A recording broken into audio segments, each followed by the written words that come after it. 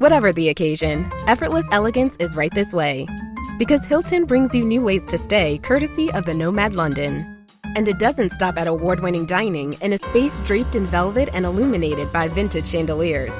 No, this day goes beyond with unparalleled personalized service and attentive hospitality. Oh, and did we mention the Nomad London can be booked using your Hilton Honors points at Hilton.com? Hilton, for the stay. Your weekend is not complete without the First Lady of New York Radio. It's the Joan Hamburg Show. Talk Radio 77 WABC.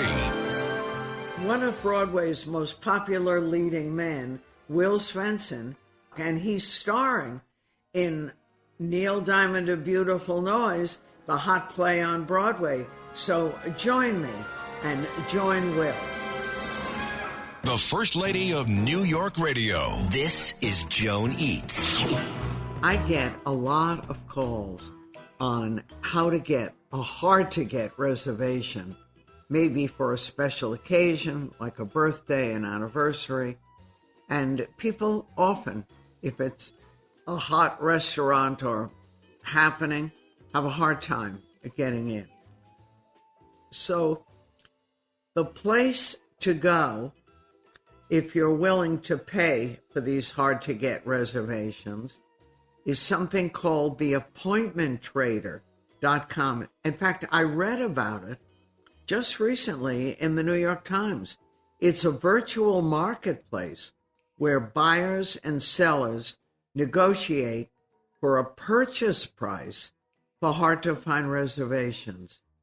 The New York Times said that with this site, you have a really good chance of purchasing a reservation for a table at one of the most exclusive restaurants in the city, like Rayo's, Carbone, or the Polo Bar. And even though a reservation on this site can cost hundreds of dollars, it may be worth it for your anniversary dinner, your birthday, a client that you want to impress. And for some people, they just want to go, and they're willing to pay the price. A lot of people don't want to put the time and effort to secure almost impossible reservations. People seem to feel this way. According to Jonas Frey, who's founder and developer of appointmenttrader.com, this is hard to believe. This man's site has sold more than $2.4 million worth of reservations in the past 12 months alone. And this includes reservations not only in New York, but in LA, in London, in Miami. And we called him to find out how it works. He said he believes that this website, of course it's his, provides a service to everyone, which previously could only be obtained by people who had a lot of connections or a lot of money. He says that his site gives everyone an opportunity to secure a reservation for a small fee. So one man told, and you got to hear this, one man told the New York Times on reasons why he used the site. A.J. Bernstein is a 48-year-old tech guy from Vegas, and he said he used appointmenttrader.com for 5 reservations. Can you imagine? He spent a lot of money, hundreds of dollars, to secure a reservation because he said, when you think of how expensive dinners are, that's only a drop in the bucket. He said he paid $200 for a table to eat at Sexy Fish in Miami. But this is hard for me to believe, too, where he said he spent $3,000 for 4 people. So he told to the Times, I'm paying more of a premium because I want to be at this restaurant, and I think it's worth it. So on this site, you can buy or request a table, a reservation. They post reservations that are currently up for sale. Those listings have lightning bolts over them, and you can get them for the asking price. So put in a price you're willing to pay and hope it's accepted. And if you can't find the table you want at the restaurant at the time you want, you can put a request on the site, and you'd be surprised how many people are willing to sell their coveted reservations for a couple of bucks. So there are people who make money selling their own reservations, or who can find a reservation at a specific place for a fee.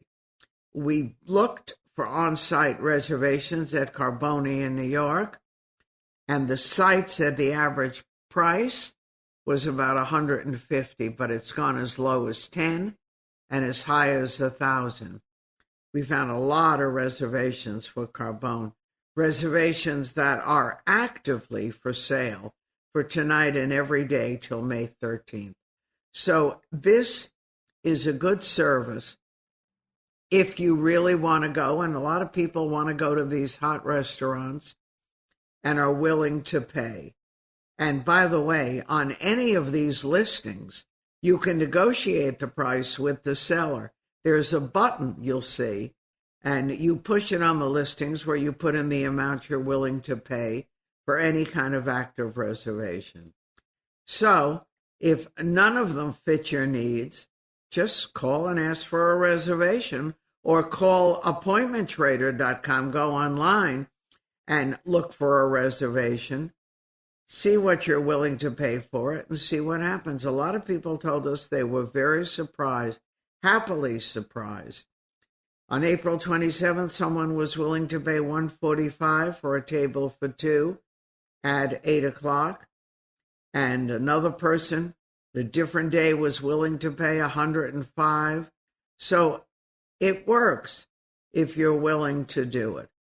And the catch is, and that's the part I didn't like so much, you've got to give them a credit card to bid on any reservation, and your card is charged before it's accepted. You can withdraw a bid before accepted, and your money is returned. Your money is returned if the offer expires. So the appointmenttrader.com, it doesn't offer a phone number on the website.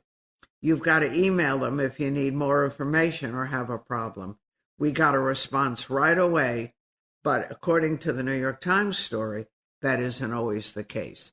But if you're a foodie and you have a real reason you want to go, here, take this information, because it will get you to the place that you've been dreaming about, the appointmenttrader.com. I'm Joan Hamburg. More ahead.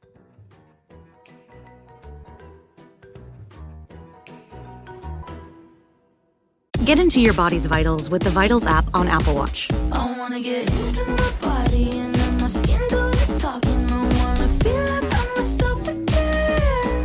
The Vitals app tracks key overnight metrics so you can spot changes in your health before you feel them. The Vitals app on Apple Watch. iPhone XS or later required. The Vitals app is for wellness purposes only and not for medical use. I wanna get into my body. USAA knows dynamic duos can save the day, like superheroes and sidekicks, or auto and home insurance. With USAA, you can bundle your auto and home and save up to 10%. Visit USAA.com/bundle. Bundle savings are off total premium, not available in all states or in all situations. To qualify, auto policy must be active prior to property policy issue, subject to change. Restrictions apply. Membership eligibility and product restrictions apply and are subject to change. USAA means United Services Automobile Association and its affiliates, San Antonio, Texas. The First Lady of New York Radio, Joan Hamburg. Entertaining and informative. Talk Radio 77 WABC. Says she loves me, yes, yes she does. Gonna show me tonight, yeah. She got the way to move me, cherry. She got the way to move me. She got the way to move me, cherry, baby. She got the way to move me. All right. One of the big hits on Broadway is a show that has the crowds coming. People love it. The music is divine. The acting is great. So is the actor who's doing all this, Will Swenson, starring in A Beautiful Noise, the Neil Diamond story. And, you know, many of us growing up sort of fixated on stars or singers or whatever, actors, dancers, and no exception was Will Swenson. Wasn't your dad, Will, when you were growing up, really a big fan of Neil Diamond? You had heard that music since you were a little kid. Yes, I did, and he still is a massive fan and listens to Neil every day. It's kind of blown his mind that I'm a part of this project because, yeah, Neil is my dad's favorite singer of all time. So I grew up with it in the home probably every day. Oh, my gosh. It was in your DNA, right? Yes, it was. It was and still is. So how ironic that you would end up at one point in your really interesting career where you're working all the time and a leading man in so many different things, that there you would be with Neil right in your pocket, so to speak. Yeah, I mean, it felt in a way like I'd been training for it my whole life because I certainly knew all of the songs long before this was ever a project. In fact, I didn't tell my dad that I was involved in this project for fear that it could fall apart and not happen because I didn't want to get his hopes up. Eventually, when I knew it was a sure thing, I finally told him. Was he there opening night? He sure was. I mean, he called me every day leading up. How's it going? How's it going? Oh. And I was able to introduce him to Neil Diamond. And at 86 years old, my dad told me that was the best day of my life. So that was pretty, can you believe great. it? It's amazing. And how much fun great. for you, too, like to fulfill his early dreams. And because people do become obsessed with their favorites. Yeah. And yeah, it was terrific. It was an amazing night for me, and to get to do that for my dad was just icing on the cake. Yeah. And you started very young in this crazy business? I did. Yeah, my grandma was a playwright in the 50s and 60s, and she started a small theater in Southern California that ran for 70 years or so. And so my family was a theater family. And I grew up in Glendale, California until I was 12, and they threw me on stage when I was, 2 years old. And so I was just always around it and ended up going into the family business. So to speak. And Grandma Ruth was also an actor. Yeah, she was. Yeah, she was great. She directed many of the shows, and she wrote them and performed in them. She was a great, great lady. Now, somewhere I read that you weren't an Army brat, but you traveled constantly when you were a kid through your whole childhood. How come? Well, we just moved a little bit. My dad was switching professions. I was born in Utah, and we moved to Colorado for a bit for him to teach at a college, and then we moved to Southern California, where he went to chiropractic school, and then we moved back to Salt Lake City to start a small theater when I was 12 years old. So, we moved 4 or 5 times, and that was not a happy thing for a 12-year-old. What's that? Not at all. I said that's tough for a kid, especially a pre-adolescent kid at 12. Yeah, I wasn't too happy about it. No, at the time. I can imagine. My kids didn't even want to move apartments. No, we don't want it. All our friends. I said, you're in an apartment. You live near the bus stop. The kids will come over whenever they're taking a bus. But no, kids, it's really tough. But what about the acting bug? You went to Brigham Young, and I can't sort of picture that as a big theater school, or was it? They have a pretty good musical theater program there. BYU is a Mormon school, and I grew up Mormon, and the Mormon folks just have a love for the arts, and a lot of kids spend their after school hours going to dance lessons or singing lessons or music lessons. So everybody was pretty involved in that kind of thing, and I think as a result, BYU has a lot of really talented kids. So they had a pretty good department, and I went just as an acting student to start, and then quickly kind of switched into the musical theater groove. And kind of tried to develop my singing voice, which I hadn't taken very seriously until college. And I thought, there's a lot more musicals produced than straight plays. So that's where I was, and that was where I kind of launched my little acting career from there. Well, it's not such a little acting career, but when you were, your 11, 12-year-old self, and everyone was sort of involved in theater, and particularly a grandma and your grandfather, they were both playwrights too. So did you resent when they wanted to cast you and you were also available? It depended on the moment. Sometimes I was desperately interested in being in a certain production, and other times if they wanted me to be in it, I was like, no, I'm going to play football. So, sometimes it felt like doing the chores, especially because sometimes they would make me, sell candy out front or be a stage manager. And I wasn't nearly as interested in that stuff as I was being on stage. But, I'm sure. Yeah, it was fun. But were they happy when you started working and started getting parts? Yeah, definitely. To make a living out of it and kind of leave the nest and go to New York and eventually be someone that's working on Broadway. I think that my family is really, really happy and proud of me. Well, they should be. When you first moved to New York, was it hard to find work or did you fall into things?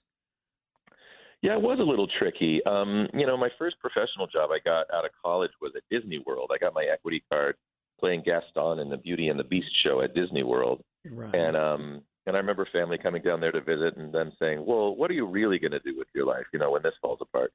And and I was like, no, I'm really going to go for it.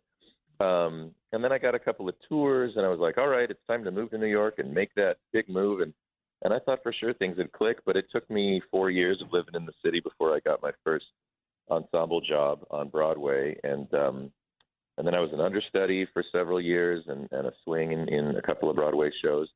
And then finally got a lead in the musical Hair on Broadway. And that's when things started to go a little better for me. Yeah, but you know what's so interesting?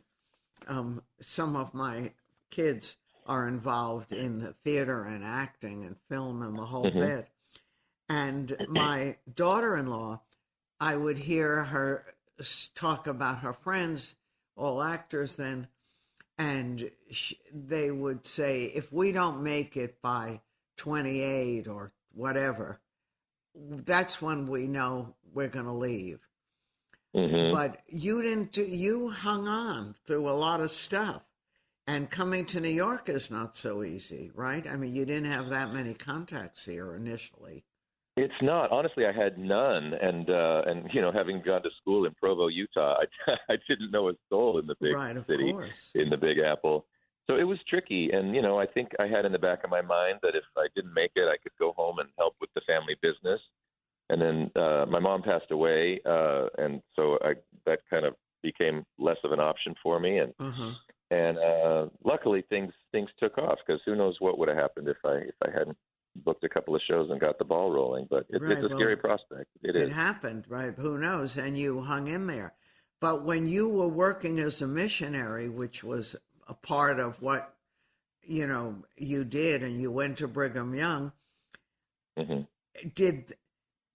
is that the path you thought you were going to take, or life just kept happening?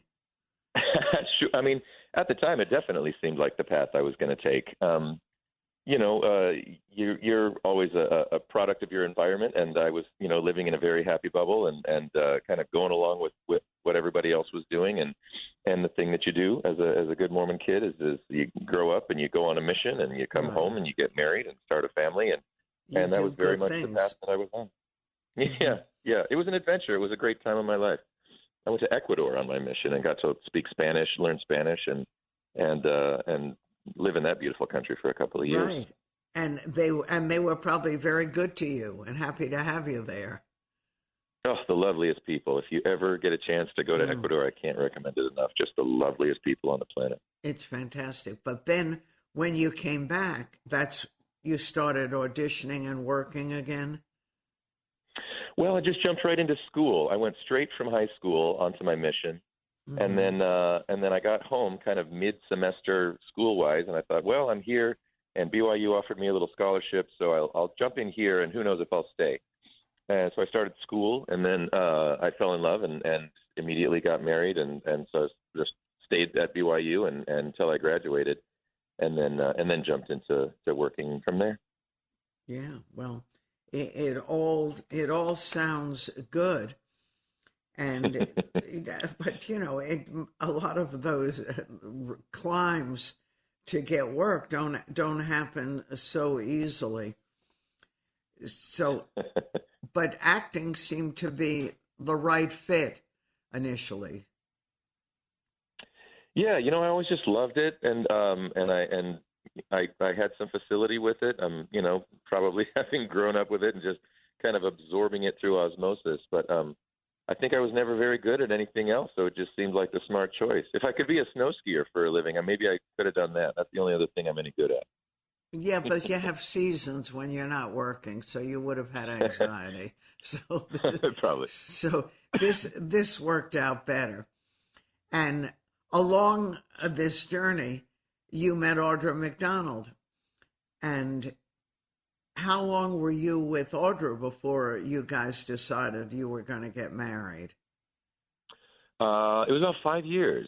Yeah, I met Audra in 2007, and we initially just had our kids kind of on play dates because we were both going through divorces, and our kids were the same age, and our kids got along really well. And then we started dating a little bit.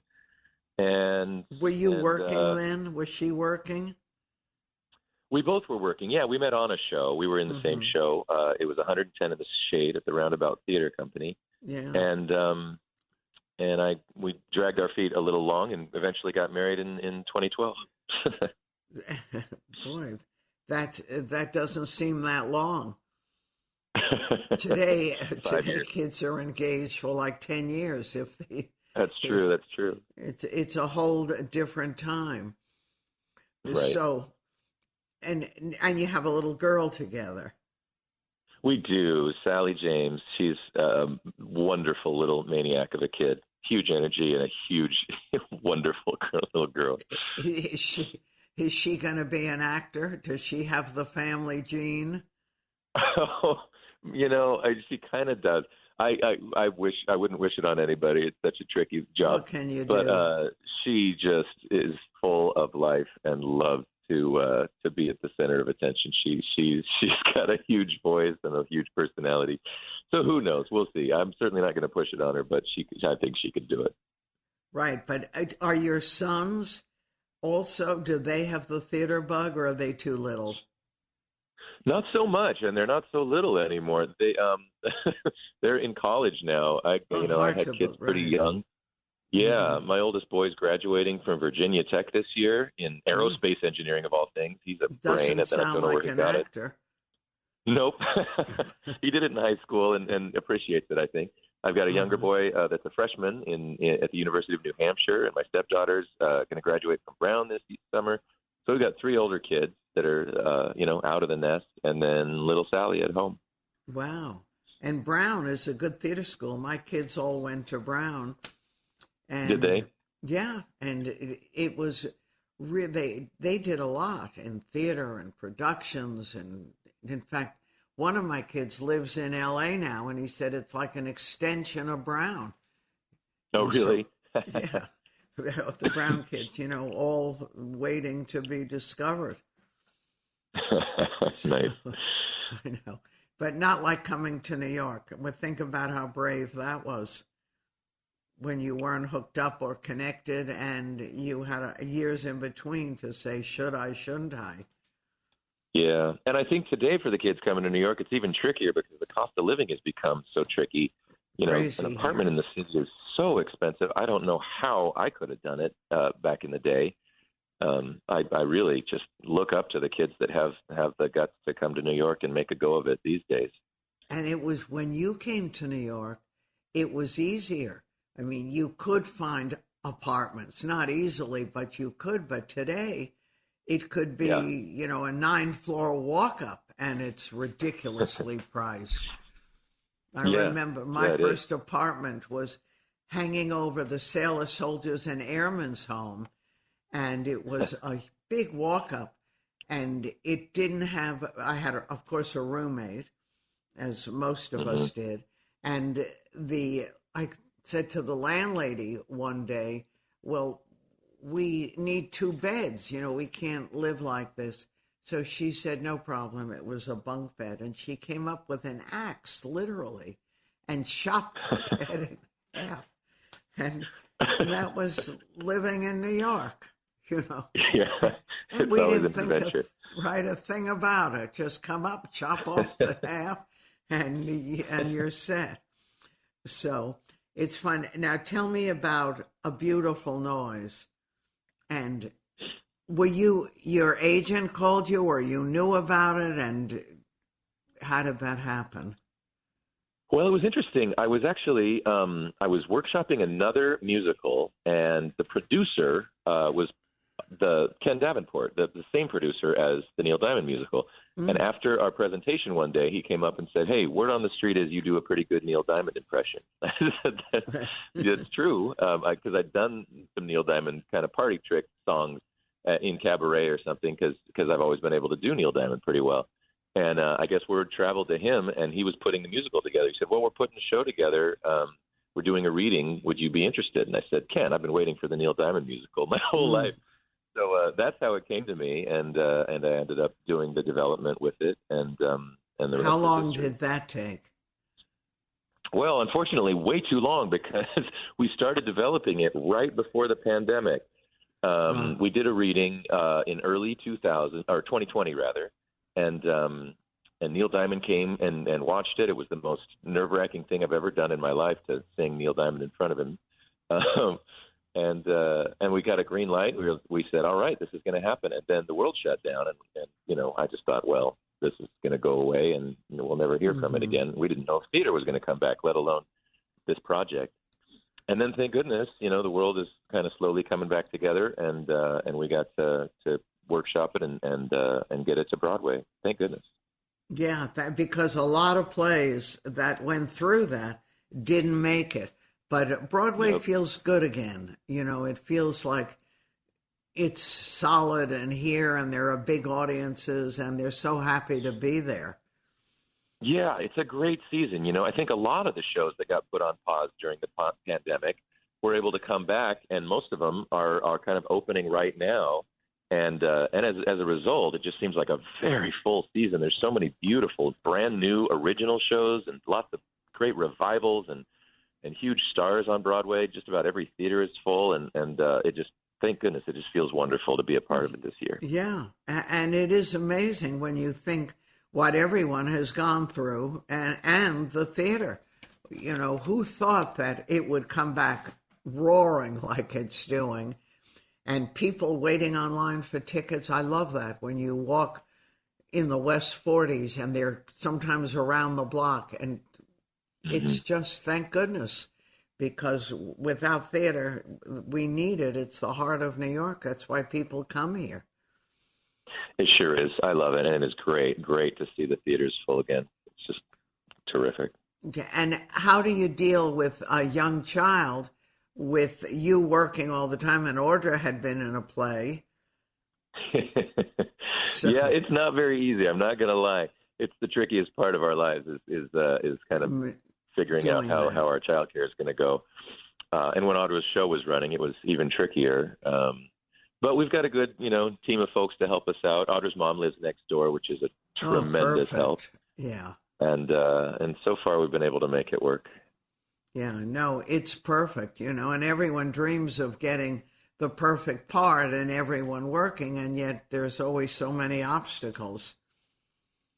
Well, it is tricky, and the theater schedule is not necessarily conducive to being a great parent, because you're not home at night. So that's tricky. When you're home, when you're off of a show or not working, it's great, because you have, all day, every day until your next project starts. So it's tricky. Does your daughter accept it, or does she not quite get why mom and dad are both gone at periods of time? Well, I think she understands why we're gone, but because our schedules are somewhat, irregular, she there's been times where she's gotten used to both of us being home all day, and then we suddenly vanish, and she goes, "Hey, what was going on here?" So I think she's a little confused sometimes as to why we're there and then we're not there. But I think works she understands. out. Yeah, it's good. Well, thank you so much, Will, for coming to visit. We love A Beautiful Noise. Congratulations. Thank you so much. And it's real. All the wonderful songs are in it. So it's a joy. And that's just what we need. Say hello to Audra, and I look forward to talking to you again. I will. Thanks so much, Joan. Great to talk with you. Bye, Will. You too. All right, everyone. Doesn't Will Swenson have that voice, a wonderful voice? And he does a really great job. He's a terrific Neil Diamond.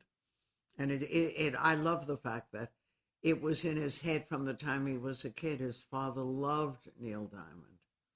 And that his son ended up in a hit Broadway show playing him was just a really nice story. And of course, married to one of our favorites, Audra McDonald. But theater is back, really back. It's a great time to go to see. There are amazing shows. A Dollhouse, which is on Broadway. It's got Oscar winner Jessica Chastain in it. She is a superb star, and we liked it. You've got Parade, Ben Platt, and Michaela Diamond. Again, a star-studded play. Bob Fosse's Dancing. Everyone is excited to see that. Unbelievable dancing. His daughter, Nicole, produced it. Nice, right? She came back and she's doing it, and the talent is great. And I have a lot of people who went to see Shucked, and it's true, it is about corn, but people are laughing so hard they just can't stop. And you see that in a lot of things that are on Broadway. The Peter Pan show, the audience was screaming with laughter. And it's a real farce. And people like it. You know, often, like a friend called me today, she said, I was going to go see Peter Pan because you said it was so funny, but the Times didn't love it. I said, forget that. If it's a farce, it's a spoof. If you like that, then you're going to laugh and have a good time. Forget about the critic liked it or didn't like it. It's one person. With the night I went to see that, the audience was honestly laughing so hard they were crying. So what are you going to do? Camelot is on Broadway now, and a great cast. I just mentioned Peter Pan Goes Wrong, and it's really funny. And the company is the one that did the play That Goes Wrong. And they open doors that come off in their hands. I'm telling you, people are laughing a lot when you see that. And Fat Ham. The audience loves this show. So, if you're looking for something to see, take a look at that. And those are a couple of plays that people are excited to see. And not that hard to get tickets now. Broadway's back, but people are getting tickets. And if you haven't seen E. Juliet, that's something you're going to want to see. And of course, Kimberly Akimbo, not a brand new show, but worth seeing. And Leopoldstadt, of an important play and a serious play. MJ drawing in the crowds. Six has a new personality in it. Some Like It Hot. You've got a lot of stuff. And Sweeney Todd is back. The Demon Barber of Fleet Street in a great production. So what can I tell you? You've got a lot. So when you're saying, what should I do over the weekend? And you can go to the booth in Times Square and get a discount ticket. And I've been going to theater. I've been in the city on weekends, and I've taken myself off to some of these matinees, and they're really worth seeing and really great. It's a wonderful time to go to theater. My only complaint is, if you're not driving your car, a lot of people don't, and it's very expensive in these garages. I don't know what happened to the taxis, but they're not easy to get a taxi after theater. But a lot of good shows are available, and it's fun to go to theater and then take yourself for a very early dinner. You can go to Sardi's if you haven't been there in a long time. You can go to Joe Allen's or so. A lot of good places for an early supper so you get home nice. That's just a couple of thoughts on Broadway. I'm Joan Hamburg, and we'll have much more. She got the way to move me, cherry. She got the way to move me, cherry, baby. She got the way to move me. Right. She got the way to move me, cherry. She got the way to move me. She got the way to move me. This episode is sponsored by Friskies, who would like to tell your cats hi. Now, if that didn't get your cat's attention, there's one thing that always does the trick. Just pour some Friskies crunchy food in the bowl and you'll hear those paws come running. Works every time. With so many Friskies choices, you can always bring your cats running from their secret napping spots. There's always more to explore. See for yourself at friskies.com or visit your local store. This episode is brought to you by Nespresso and Samra Origins by the Weekend Coffee Collection. Introducing Samra Origins. My collaboration with Nespresso is a connection to my roots, to my mother, Samra. Coffee that hits the right notes. It transports you. Crafted with unique notes and bold, soaring flavors. Experience a taste that moves you. Nespresso and Samra Origins. Discover more at Nespresso.com.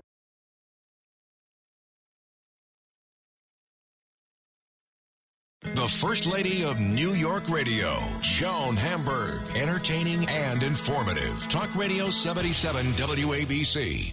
We were sitting around not long ago talking about our favorite topic, radio, and whether or not radio has changed.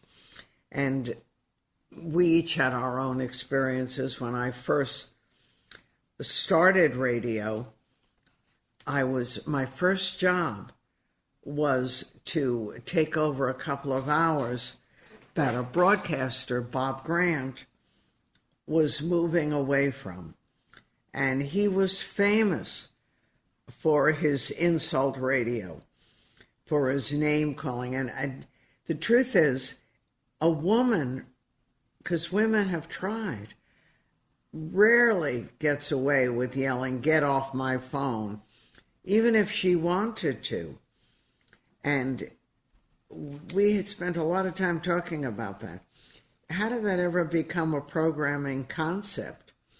A lot of good broadcasters have plenty of controversial discussions over the years, but they don't necessarily insult their listeners or hang up on them if they don't agree with the topic. But it's still sort of part of our crazy but wonderful business. For me, radio is a way of soothing some of the loneliness of being in a big city, especially if you're not from here or you didn't grow up here. It's like one of those neighborhood bars where you can pull up a stool or jump up on a stool and have dinner in the company of friendly strangers. Radio is intimate, so different than TV, where viewers are at a different location. It's not that personal. When you're on the radio, people can call you up, argue with you, stop you mid-sentence, just like family. And in my world, at least, the radio was a place where wisdom was imparted and advice was shared.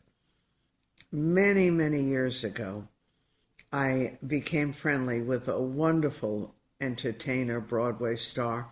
Remember Carol Channing? She passed away many years ago. And she was in her 90s when that happened. And she had said to me, "You're like the Yellow Pages of the world." Of course, that's an old reference. But my daughter Lizzie said, "No, Mom, you're like the Yelp of the world." And the original advice I had when I started in this business, to be prepared, was like a mantra to me. And at the top of my list, and we just talked about this with some of the on-air people at ABC, my theory is if you're going to talk to an author who spent a lot of time writing a book, then read the book. I learned this when I first wrote New York on $5 a day and was doing a lot of press. And I've mentioned this to some of you, on my first radio interview, which I was so excited about, the interviewer kept asking me, which I thought were odd questions. They had nothing to do with my book. I tried to answer, but I was getting increasingly frustrated and confused. Finally, in my weakest, most frightened voice, I said, "I'm so sorry, I think you have the wrong book." She stopped talking and looked down at her notes. I could see the murder in her eyes as she screamed at her trembling producer, "You gave me the wrong book." I vowed this would never happen. In my studio, it doesn't, and I always read the books. Now, not all of you will agree with me. Some broadcasters feel that if you don't read the books, you're eye to eye with the listeners, who most of them have not read them yet. And that's a more fair way of doing it. But I sort of believe they go to a lot of work to write these books. If I'm going to interview them, I'm going to read them. Now, many of us on the air are not afraid of a lot of things, but there's one terror that can give me the sweats, and that's dead air. Most radio interviews, including mine, are conversational. So people always say, "I love listening to radio interviews. It's like gabbing with a neighbor over the back fence." But consider this. Suppose you're talking away to your neighbor, or you're looking at the garden, and how did you grow such wonderful flowers, and there's no response. When you're on the radio, we call it dead air. And it might seem odd to you that someone would say, "Yeah, I'd love to be interviewed," and yet they couldn't speak. It's much more common than you think. Sometimes the atmosphere of a studio is overwhelming and people just freeze. I've seen it happen. Early in my career, I was in the studio to watch The Master. Remember Arlene Francis? She was interviewing an actor. And she went on with 5 questions. She was planning to expand as the conversation got going. Her first was, "Welcome, I'm so happy you're here. Tell me about your new movie." Dead air. So I was facing the studio and in the hall, and I heard nothing.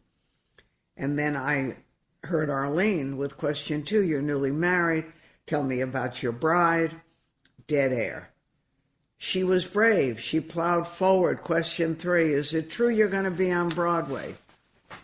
Hard to believe, but the actor couldn't speak. By the time she finished question 5 with no response, she got so angry, turning off the mic, she hissed at him, "You listen to me, just get hold of yourself and get on with it." Her words seemed to break a spell, and suddenly he lit up and started talking. If radio is live, you've got to be prepared for every eventuality. One year, we were broadcasting from Guadeloupe, an island in the Caribbean, and I took Lizzie, my daughter, a teenager then, along. And I was doing the show from the porch of a little villa where we were staying, and the mayor of Guadeloupe was there. In fact, everyone was there. They were so excited. I was on the porch working. Lizzie was sleeping inside. She heard noise. She woke up. She wandered out, tripped over a wire, and pulled it. Not only did she cut out the broadcast, but she cut out all the power to Guadeloupe. So that was a big deal for everyone, including everyone on the island. Stories like this beg the question, what do you do when catastrophe strikes? Because it will sometimes. That was just par for the course. And we had a lot of experiences that weren't always positive.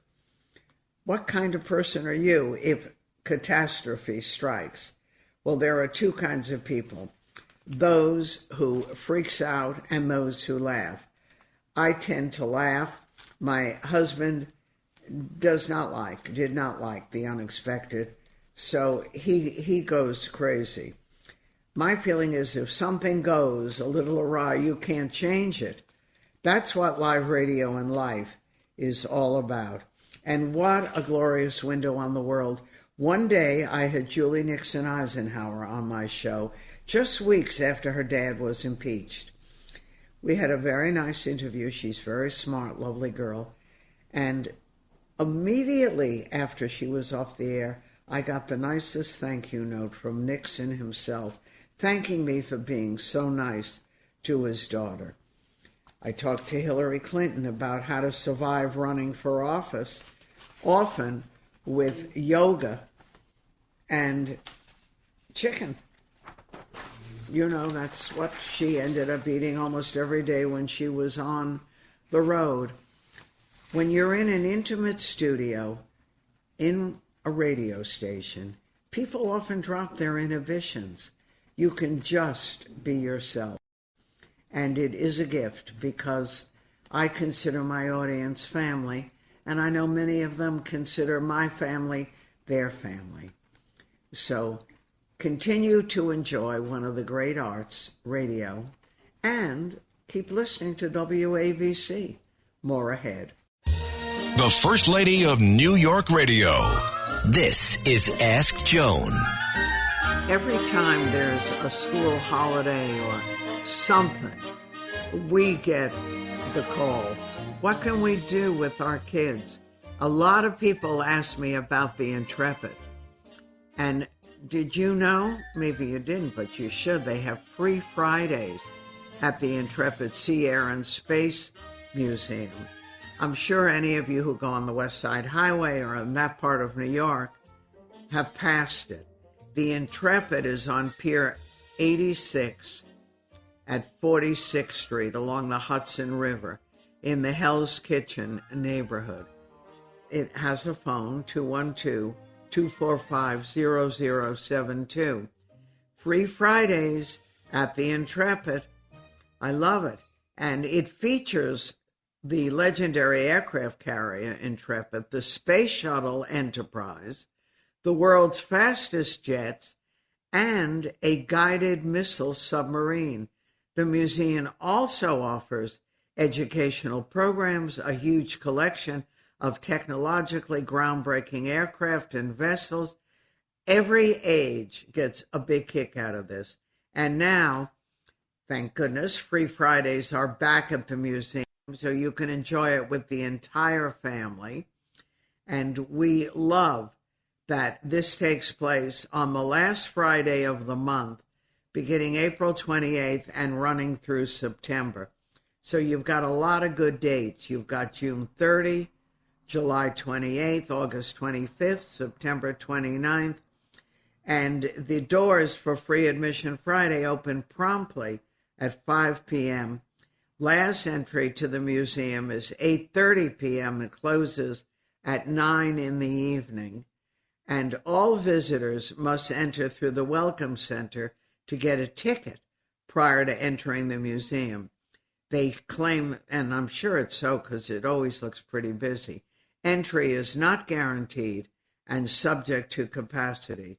The museum is now celebrating the ship's 80th commissioning anniversary.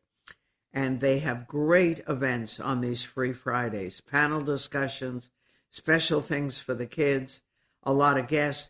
There's something for everyone, and I really like it. They have summer movies with ship-themed films.